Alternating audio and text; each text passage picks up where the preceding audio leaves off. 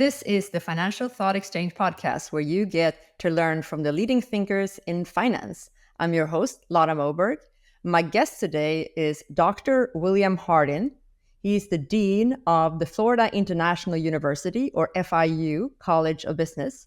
He's also founding director of the Tibor and Sheila Hollo School of Real Estate, and he was the associate dean for the Chapman Graduate School of Business, also at FIU. Welcome, Bill. Thank you. I look forward to it. Always great to talk about finance and business. At the end of the day, we're problem solvers, and we're going to solve all the issues that everyone talks about. Indeed. And because we have you on, we really wanted to pick your brain about the big world and deep thoughts around education in finance and in business, because a lot of our audience will be students. Some of them will have taken their CFA. Some of them will be thinking about taking their CFA or considering a MBA or an MBA possibly in finance as well. So we want to talk about all of that. And part of it, I'm thinking, will be a little bit of guidance for those kind of people, but also think about philosophically kind of what you do with your education when you have it for the people who are already sitting on their diplomas, and how to think about actually utilizing it, and hopefully in a deep level and different from what people have experienced before. So if that sounds good, we'll get going. Oh, sounds perfect. In business, you have to have the foundation knowledge to have discussions like we're having, which is to understand kind of the base knowledge, simply to have your thoughts taken seriously. So yeah. I'm ready. Wonderful. So maybe we can just start by giving your thoughts about, this may sound like a mundane question, but what is actually the value of an MBA, and also especially an MBA in finance? Like, what do you actually learn there? Because I'm a PhD in economics, and for me, that's very clear what that is about. But what you actually learn in the business school in terms of like how to do business, it's quite obscure. So maybe we'll start there. Well, so that's an interesting introduction there, because I've always wondered what a PhD in econ is versus a PhD in business. And I think part of it is that economics is foundational to allocation of resources. I think when you think about business education in general, and specifically in finance, you're talking about how do you create a framework to be a problem solver. And it's much more probably at the micro level than a macroeconomic viewpoint that somebody might have if they come out of pure economics. My undergraduate degree was in economics, so I have some familiarity with that kind of thought. But business is related to how do you actually make something happen. So what you're trying to do is create a framework of knowledge that everyone has, so that they can have a conversation that leads to something that's a little bit more concrete. So even though business is based on theoretical concepts that come out of behavioral finance, behavioral economics, social science, its focus is on creating an environment, whether it's the built environment or whether it's one used for necessity items like food, that produces optimal results. So it's a results-oriented outcome. So that might be interesting to put in the framework. But if you think about the so-called wisdom hierarchy, where you have data, you create information from that data, and then you create knowledge from that information, and ultimately you have wisdom. That's why I call the wisdom hierarchy, right, that you're probably familiar with. And you're emphasizing here the knowledge level, which kind of makes sense, right? Yeah. So if you don't have knowledge and you don't have to frame it, and you do not know how to frame it in a correct way that other people can facilitate understanding it, you really can't move far off a specific idea. So part of it is in finance. There's certain things that everyone in finance knows, they take as a given. Now, we might be curious and think whether that's true or not, but they're terms, they're fundamental thoughts that we have in finance and in business that help us formulate across disciplines and across everything we do, because we've created kind of a language or an environment or a culture that all has a similar, I guess, what you would call guardrails. And it's that helps. Yeah, and it's kind of like a similar language, right? You get out language. And yeah. So in finance, let's say most people don't think as a finance person. Mm-hmm. A finance person is thinking about allocation of resources, profit, return on investment, cash flow, all those type things. Most people don't have enough knowledge to think about it, and they're not really interested in that because that's not part of their core individuality. So if you want to play in that space, you need to know the basics. I mean, as simple as that, with an MBA or an MSF, you have the skill set that's required to move to the next level. And you can't skip the basic knowledge level on your way to creating, at the top hierarchy, as you mentioned, some level of wisdom. Right. Yeah. Because I'm thinking wisdom comes by necessity after your education. That's what you build up throughout your career and actually doing. Education, experience, practicing. interaction, networking creates some level of wisdom. Now, we might circumvent that in the next year or two with AI. No, I'm just kidding. But the truth of the matter is, it's an amalgamation of different experiences and knowledge that creates the ability to problem solve and to understand what the true issues are in a systemic way, which is, don't be myopic. Wisdom requires more than being myopic. It requires having a broader view of the way the world works. So for whom does it make sense to go through a program like that versus just learning by doing? Like some people throw themselves into business with a completely different background. Well, I think what happens when they throw themselves in business, they either work with someone who has that skill set, Mm-hmm. or they hire someone that has that skill set, or they somehow develop that skill set over time. So what I like to tell people, and I come out of the real estate background, is that if you're in a master's degree in real estate, that's an applied degree, you can get exposed to most every area you need to be exposed to in a year or so, versus if you go in directly searching to get to that level based on experience, it may take you years and years and years, or perhaps even a decade plus to get to that same level, because the education accelerates your ability to have knowledge and to work across different disciplines. I'm going to give you an example.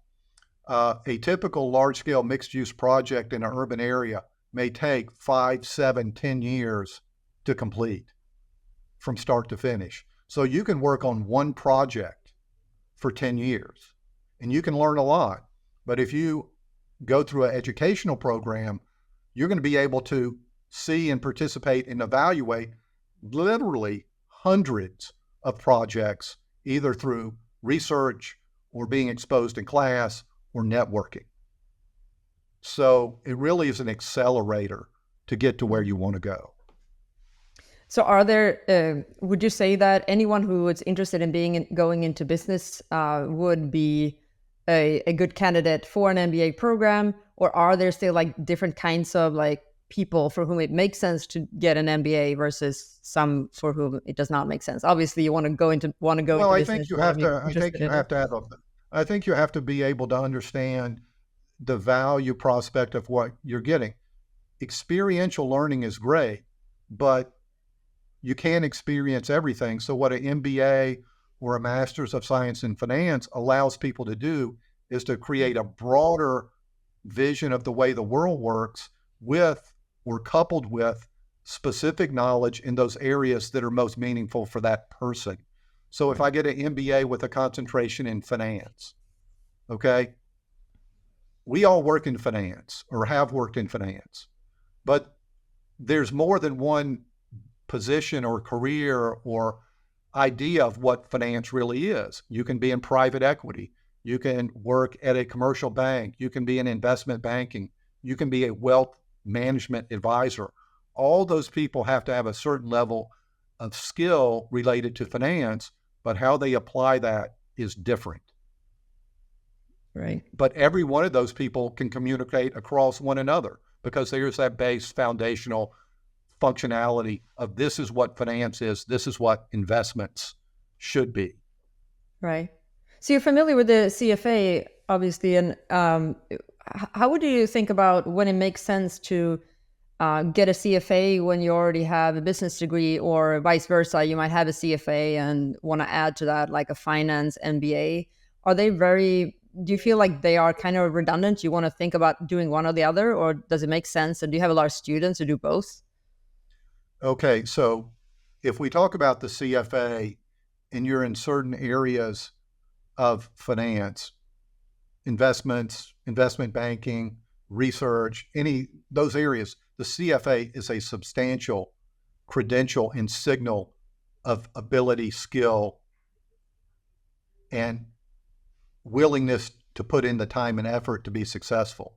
So when I see a CFA designation, that is meaningful to me, and it's been meaningful to me throughout my entire career because it signals knowledge and it signals commitment to the finance industry.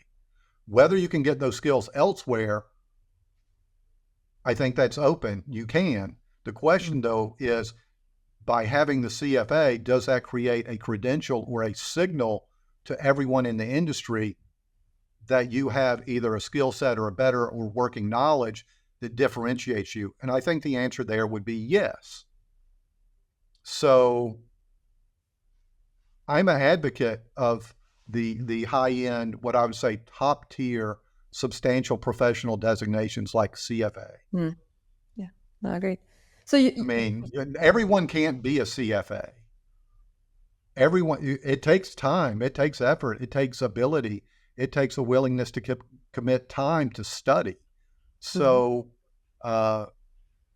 it does signal a very important component, which is that knowledge and that experience and that willingness to work for a specific goal. And if you have those three things, you're more likely to be successful.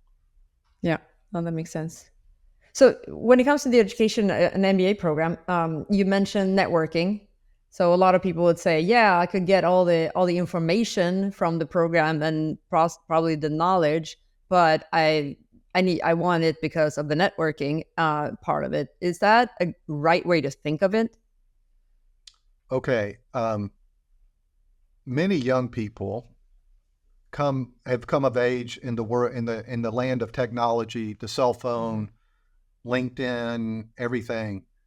I will tell you that most of the connections that you retain over time come from networking in person.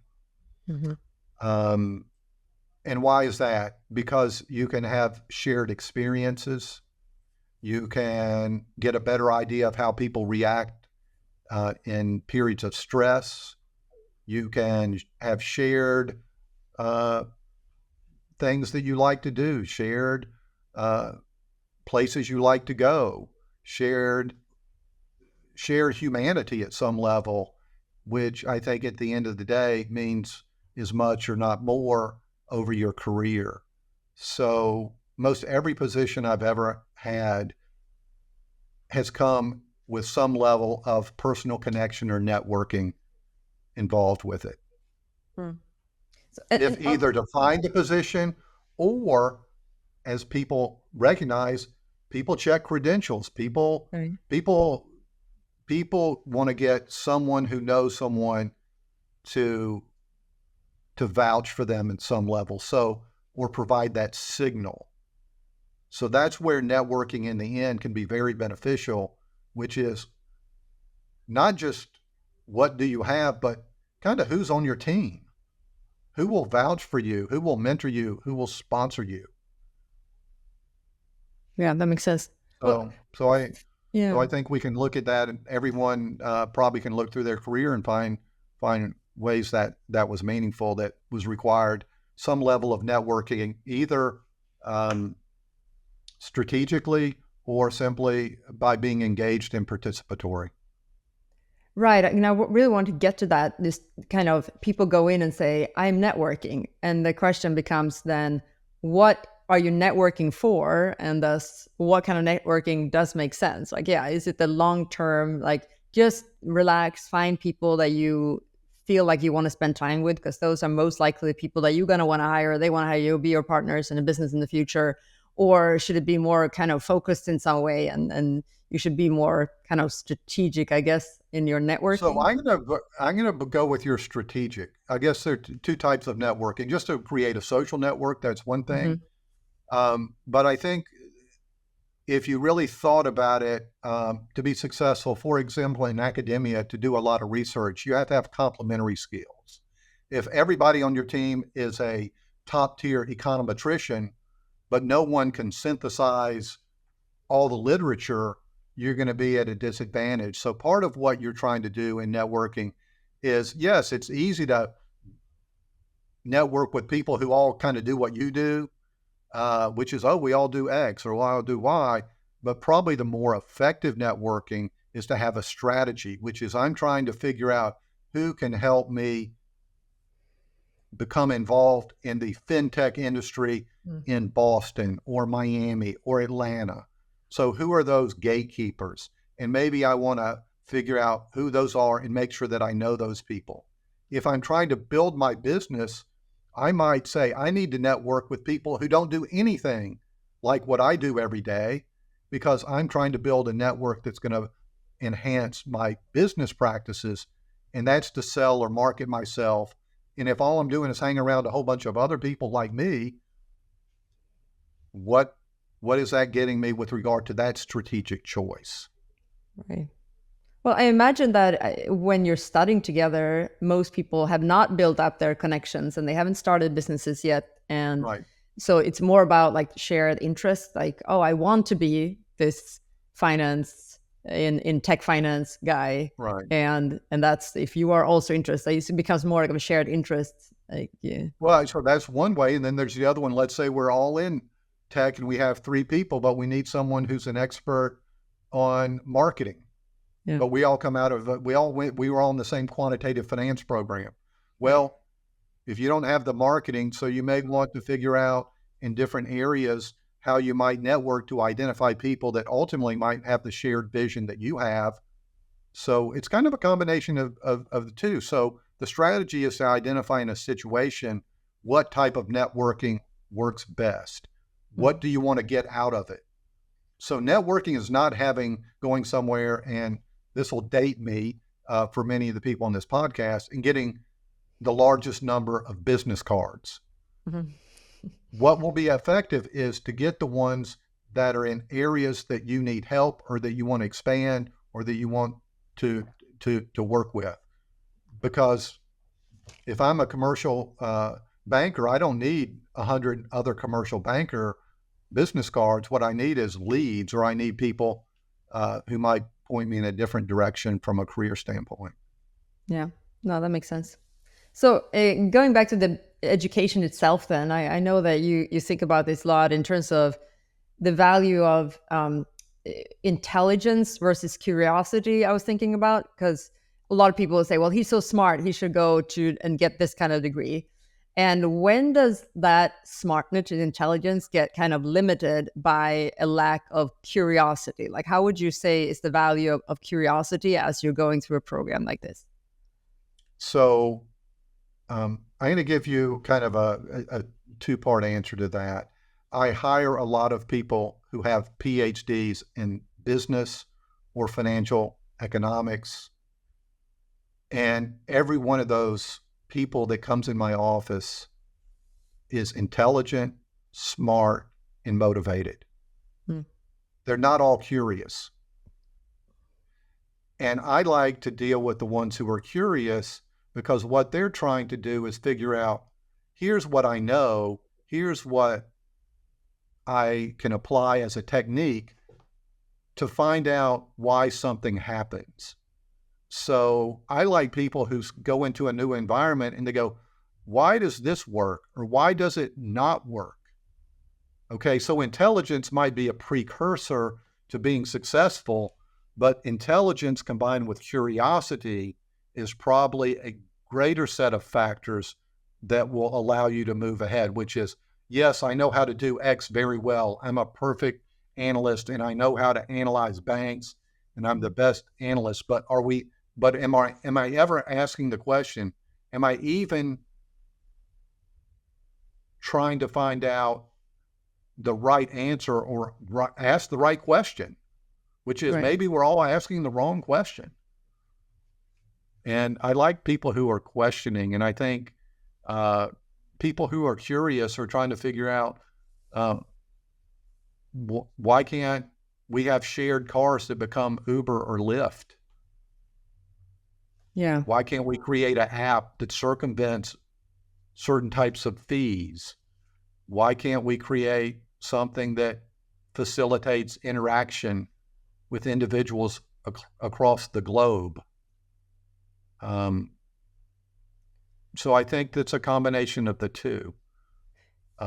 Yeah, and I associate, and it'd be interesting to hear what you think about this. I associate curiosity very much with vulnerability as well. Like when you're saying like answer the questions, like you can become a person who asks questions, which also reveals that you don't know the answers. So like a person who, let's say, for example, if I come to somebody and I say, well, do you know what the questions of this or the answers, or do you know this field? And they might say no. And the next time you meet with them, they have read all the papers and they have the great answers. And you could think on paper that they seem curious because it's like they went through the literature.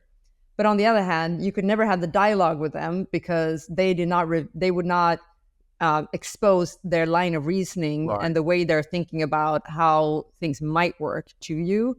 So it's a kind of like a vulnerability thing, I feel, also when you have like, when it comes to being able to discuss issues, phenomena, ideas, whatever it is with people. Well, I think that's a great way to put it, Lotta, because no one has all the right answers. And I think a lot of people I deal with, and especially some of the leaders, and a lot of people in the industry that we're most familiar with, like to always have the right answer. Yeah. But I think the ones who are the most successful are the ones who have the right question.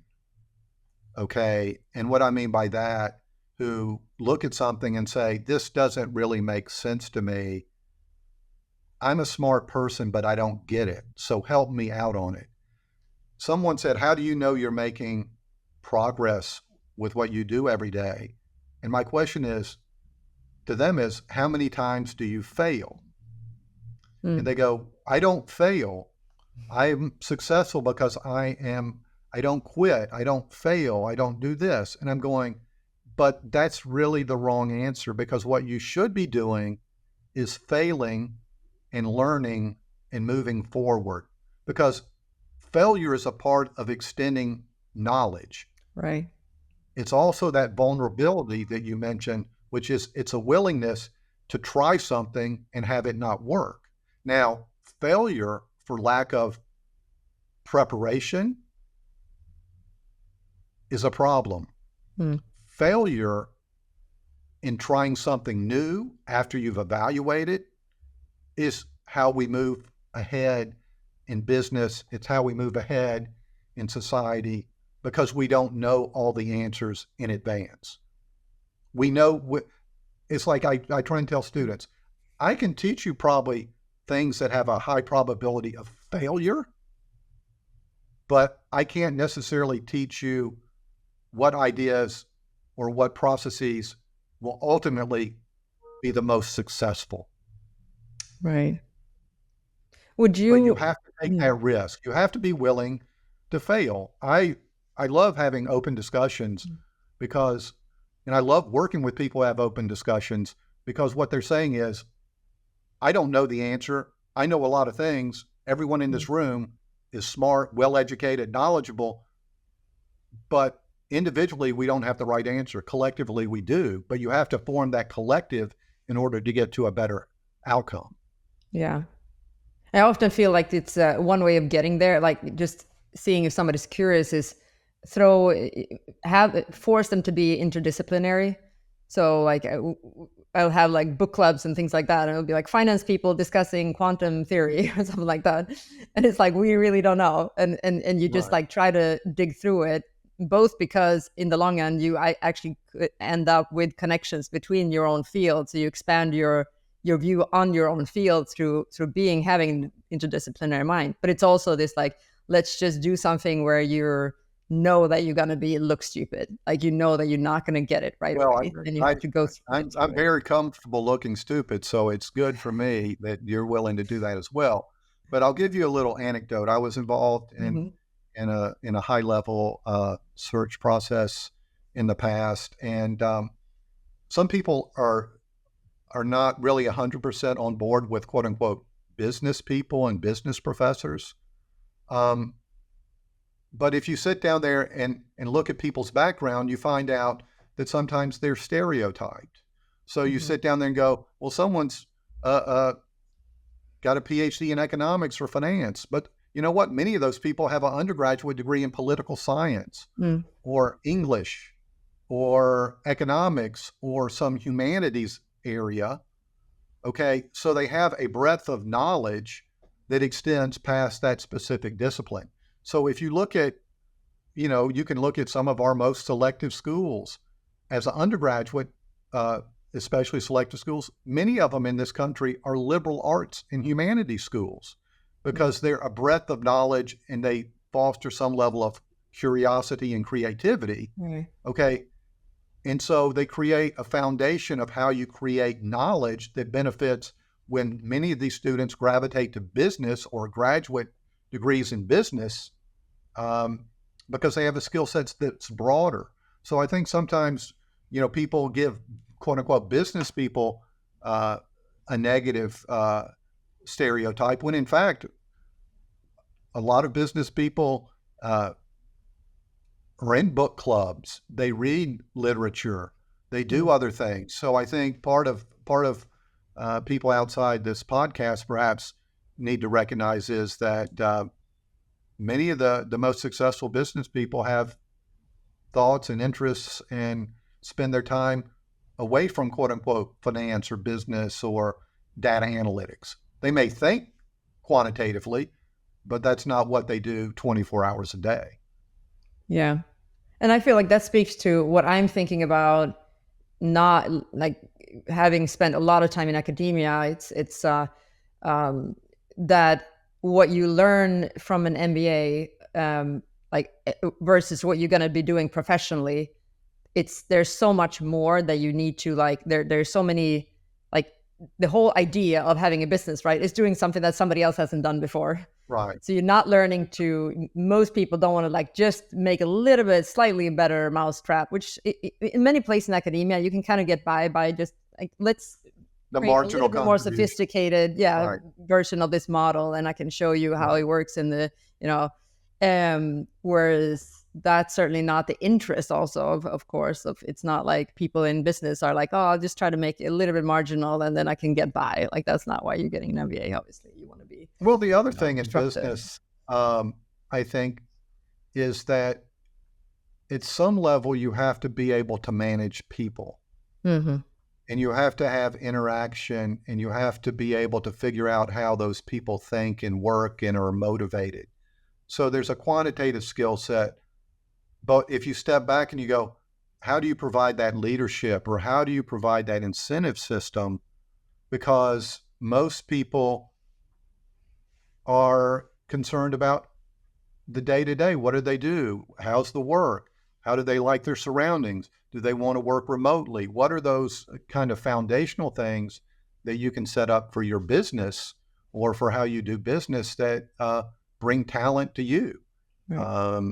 We have people, everybody in our careers will know people where other people just gravitate and they want to work with that person. And it's not because they're the smartest. They may be curious about themselves and other ones, but they're able to manage people and people's expectations. I kind of laugh sometimes when I teach finance classes. I go, and I teach real estate. So at the end of the day, someone's building $1 billion building. So real estate is more than real estate finance, where someone's sitting in front of a computer or taking their laptop in a cubicle and running all the numbers. At the end of the day, the numbers only have value if someone can take something in the real world and create it that ultimately flows through that financial model. Okay, so there's a managerial component to it that I think it's easy to show in the real estate area, but I think it's throughout the business. It's the application of the concept. That's why a lot of companies don't succeed, which is it's a great idea, might even great timing, but for some reason it can't deliver. So part of the reason firms win versus lose is that they have the ability to deliver product. And that comes from a management component. Yeah, no, that makes sense. How do you think about students that come from different socioeconomic backgrounds? I bet quite a lot of your students have it quite well where they're coming from. Their parents could afford to buy them this education.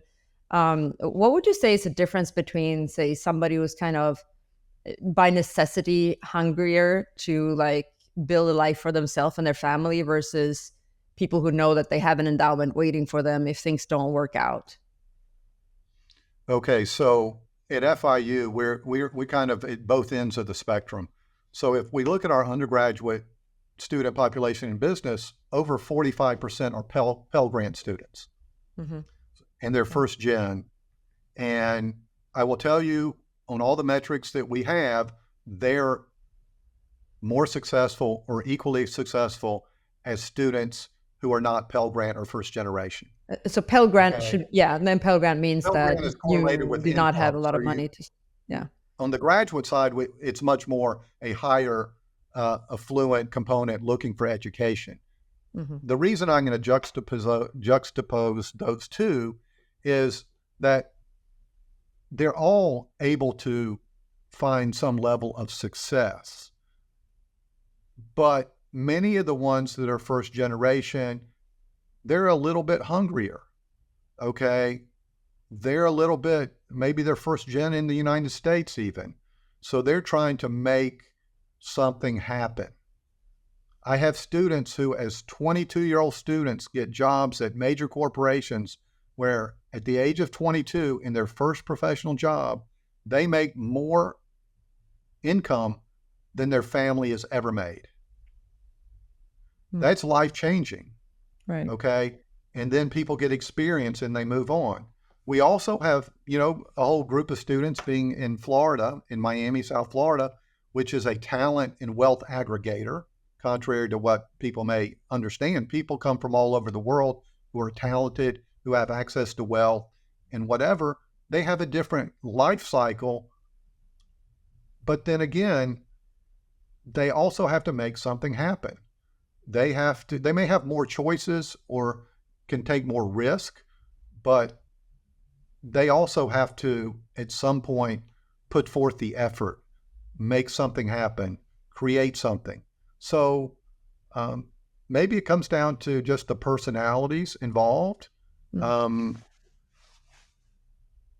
there's a benefit in starting a company if you know that if it fails, you have a place to live, or you can start something else. But there's also perhaps a value of knowing that you need to do whatever it takes to see it through to the final resolution, whether it's a positive or negative one, which is you have to give it your all because there is no fallback position. You either win or you lose. I think someone told me one time, the real problem is not at the top or the bottom, it's the comfortable middle.